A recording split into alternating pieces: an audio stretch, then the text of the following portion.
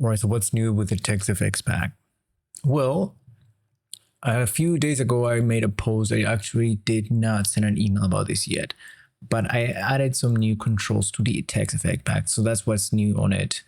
So if you take a look at these, it used to be that if you made these really, really short, it would have gotten crushed and these would have just stayed at black.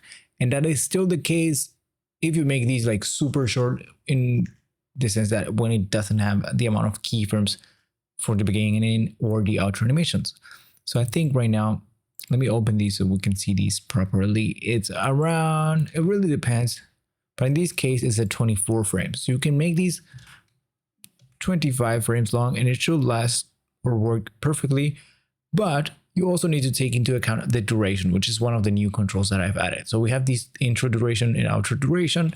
So now you can control the intro section to last 15 frames. In this case is a default, but you can make these slower by increasing this duration number, or faster by making these really short. So if I set up to 5, then we can take a look at these. We have only 5 frames for the animation. Now you can also turn off or on the animation or the intro animation, but in some cases, if you do that, then it looks really weird because of the way that the controls are set up.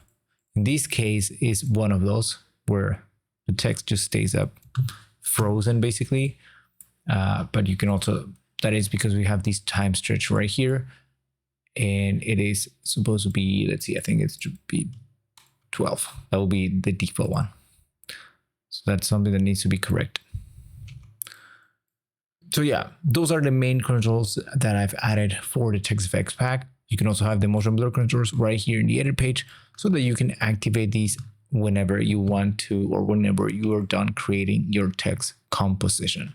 Now, the people that have been using these have really been liking these. So if you want to have a great set of animated titles that you can use on your next project or future projects, make sure to check out the TextFX at textfx.sualvi.com. That's it for this video. See you in the next one. Bye.